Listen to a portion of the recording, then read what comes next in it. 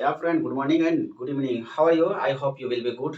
आपको पता होगा कि हम लोग कौन सा टॉपिक कवर कर रहे हैं। हम लोग हाइट एंड डिस्टेंस का टॉपिक कवर कर रहे हैं और शायद इस पे कुछ मैं क्वेश्चन कर चुका हूँ। तो एक क्वेश्चन आपका जो आज यहाँ पे स्टार्ट करना है वो क्वेश्चन नंबर 11 होगा और 11 जो यहाँ पे बोर्ड पर भी आपको दिखाई दे रहा होगा। So without wasting of time now I will say question number 11। और वो आपका क्या है, क्वेश्चन यहाँ पे दिखाई दे रहा होगा कि एक नहर के तट पर एक टीवी टावर ऊर्ध्वाधर खड़ा है। टावर के ठीक सामने दूसरे तट पर एक अन्य बिंदु से टावर के शिखर का उन्नयन कोण 60 डिग्री है। इसी तट पर इस बिंदु से 20 मीटर दूर और इस बिंदु को मीनार के पाद बिंदु से मिलाने वाली रेखा पर स्थित एक बिंदु से टावर के शिखर का उन्नयन कोण 30 डिग्री है। तो टावर की ऊंचाई और नहर की ऊंचाई ज्ञात करना है।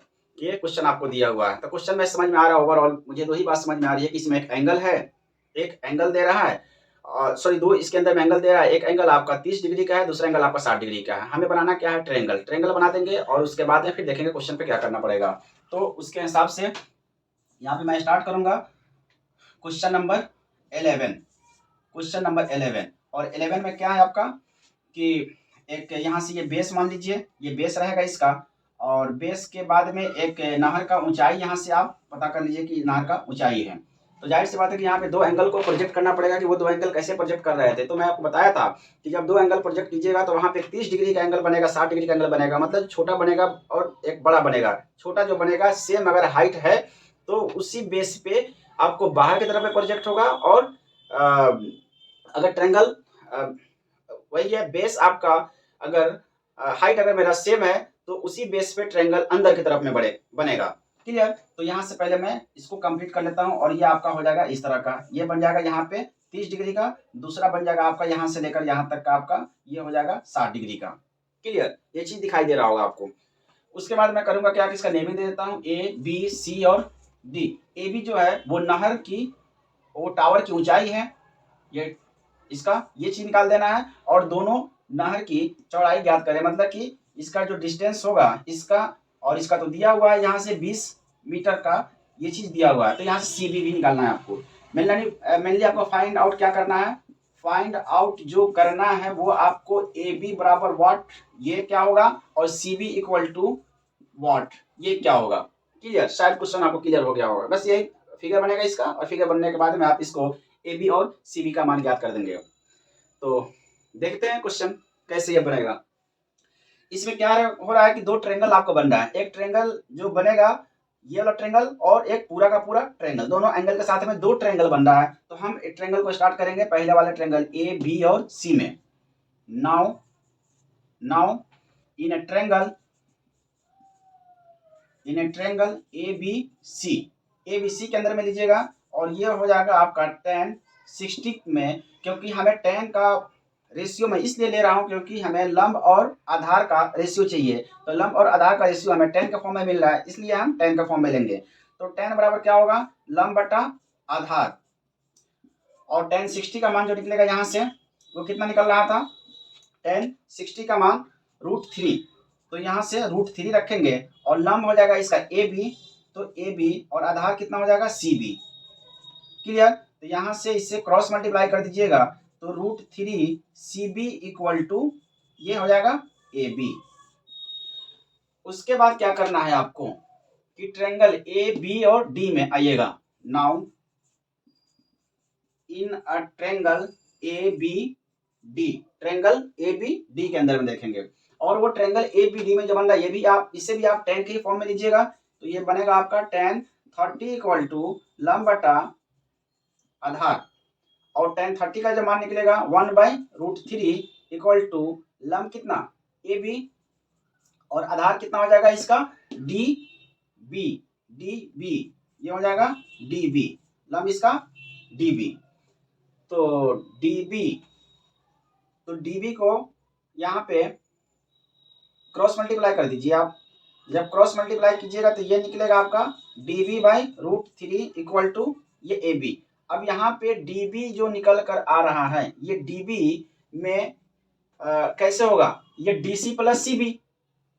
तो आप यहाँ पे साइड में दे दीजिएगा क्या, db equal to dc plus cb, CB। Okay, अब यहाँ पे DB की जगह पे आप DC प्लस CB रख दीजिए, DC प्लस CB बाई ये √3 इक्वल टू AB। DC का मान यहाँ से 20 दिया हुआ है, तो ये 20 प्लस ये CB by √3 equal to AB। ये इक्वेशन सेकंड आपका हो जाएगा। यहाँ से शायद आपके पास इक्वेशन फर्स्ट और सेकंड ये दोनों मिल गया। अब क्या कीजिएगा कि जब इसमें LHS और RHS दोनों अगर बराबर में रहेंगे, LHS के बराबर, RHS के बराबर रहेंगे, तो वहां से इक्वेशन को अपन सोल्व कर लेंगे। तो यहाँ से मैं क्वेश्चन देख रहा हूँ कि AB बराबर भी कुछ दिया और AB बराबर भी कुछ दिया, तो ये दोनों पार्ट को अपन इक्वल कर देंगे। From equation first and second से √3 CB equal to 20 CB by √3 ये आ जाएगा यहाँ से। उसके बाद यहाँ से क्रॉस मल्टीप्लाई कर दीजिए इससे। जब क्रॉस मल्टीप्लाई कीजिएगा तो ये √3 से मल्टीप्लाई हो जाएगा, ये बन जाएगा आपका 3, तो ये 3 CB equal to 20 plus CB। उसके बाद CB को आप इधर लेकर चले जाएं तो ये हो जाएगा आपका 3 CB माइनस ये CB इक्वल टू 20, तो ये 2 CB इक्वल टू 20, तो CB इक्वल टू 20/2 ये कट करके आ जाएगा CB इक्वल टू 10। ये CB का मान निकल करके आ गया आपका 10। मतलब ये जो वैल्यू था यहाँ से ये कितना निकला आपका 10 निकल कर आ गया। उसके बाद हमें निकालना क्या है, AB का भी मान ज्ञात करना है। ये आपका CB इक्वल टू 10 यहाँ से निकल कर आ गया। अब हम निकालेंगे इसका AB। तो AB निकालने के लिए आप किसी भी इक्वेशन में रख दीजिए, वो आपका निकल कर आ जाएगा। तो यहाँ से समीकरण फर्स्ट में now put the value of CB in equation first के अंदर में ये वैल्यू आप रखिएगा। इक्वेशन फर्स्ट क्या है, √3 CB इक्वल टू AB। तो ये √3 और CB का मान कितना निकाले हो आप 10, तो 10 इक्वल टू AB, तो ये 10√3 इक्वल टू AB, और यही AB यहाँ से आपका निकल कर आंसर आता, जो टावर की ऊंचाई हो जाएगी और नहर की चौड़ाई हो जाएगी। इस तरह से इस क्वेश्चन को आप देखेंगे। फिर दूसरा क्वेश्चन देख रहे हैं। या welcome back again for next question number 12। और क्वेश्चन नंबर 12 में ये बोला कि 7 मीटर ऊंचे भवन के शिखर से एक टेबल टावर के शिखर का उन्नयन कोण 60 डिग्री है और इसके पाद बिंदु का अवनमन कोण 45 डिग्री है, तो टावर का ऊंचाई ज्ञात करें। तो सबसे पहले हम लोग देख रहे हैं क्वेश्चन में भी यहाँ में भी क्या बोला कि आपका दो एंगल दिखाई दे रहा है और दोनों एंगल एक 45 डिग्री का है और दूसरा कितने का है और 60 डिग्री का एंगल दे रहा है। क्लियर। तो बस देखते हैं क्वेश्चन। और क्वेश्चन का बोला कि एक भवन है वो 7 मीटर ऊंचा है और फिर उसके बाद में दो एंगल बना रहा है, ये 45 बना रहा है और दूसरा यहाँ पे 60 डिग्री का बना रहा है। तो हम करते क्या है कि एक भवन यहाँ से बनाते हैं। क्लियर। और वो क्या हो जाएगा आपके पास में, मान लिया कि एक भवन हम इस तरह से कुछ भी प्रोजेक्ट कर दिए, ये भवन हो गया। और उसके बाद इसके ऊपर में 30 डिग्री का सॉरी कितना 45 डिग्री का एंगल, दो एंगल है ना, एक यहाँ 45 और दूसरा आपका 60 है। तो 45 का दिया ये, तो 45 का एंगल आप नीचे की तरफ में प्रोजेक्ट कर दीजिएगा, ये हो जाएगा 45। और उसके बाद में यहाँ पे क्या करेंगे, हम इसको 60 डिग्री का एंगल प्रोजेक्ट कर देंगे, ये चला जाएगा आपका 60 डिग्री का। तो बोला क्या कि भवन का ऊंचाई आपको ज्ञात करना है, ये वाला चीज। क्लियर। तो ये जितना बन रहा है पूरा का पूरा, यही इसका ऊंचाई हो जाएगा, निकालना है। शायद क्वेश्चन आपको समझ में आया होगा, जिससे मैंने स्टेप बाय स्टेप 1 बाय 1 करके मैंने फिगर बनाया। ये फिगर आप भी ड्रॉ कर लीजिएगा, क्वेश्चन पढ़िएगा। ये जो 7 मीटर बोला कि ये 7 मीटर का हो जाएगा इसका ऊंचाई भवन का, ये तो पूरा भवन है ना, तो ये भवन हो जाएगा 7 मीटर का ऊंचे पे है, 7 सेंटीमीटर भवन की ऊंचाई है। तो बोला कि इसका टावर का जो ऊंचाई है, इस टावर की ऊंचाई को आप ज्ञात करें। क्लियर। तो देखते हैं, इसमें नेमिंग दे देते हैं पहले। और नेमिंग में क्या हो जाएगा, ये ए है, ये बी है, ये सी है और ये डी है और ये ई है। तो इसमें अगर 7 सेंटीमीटर का दिया है तो हम इसका बेस निकाल लेते हैं और वो ट्रायंगल बनेगा मेरा सी बी और ये सी बी और C B D. Now in a triangle C B D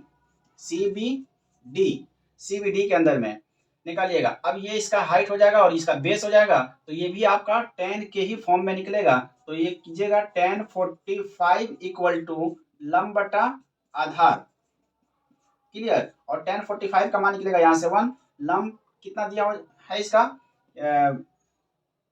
इसमें लंब बोले तो db, ये db, आधार बोले तो cb, और क्रॉस मल्टीप्लाई करेंगे तो cb इक्वल टू ये हो जाएगा आपके पास में db।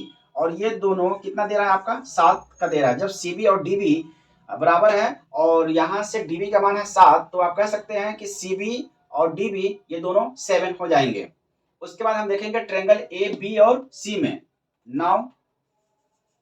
Now in a triangle ABC, और ABC के अंदर में आप tan 60 के लिए निकालिएगा। ये tan 60 बराबर लंब बटा आधार, और tan 60 का जो मान निकलेगा वो निकलेगा √3। यहाँ से √3 लंब कितना हो जाएगा इसका AB और आधार इसका CB।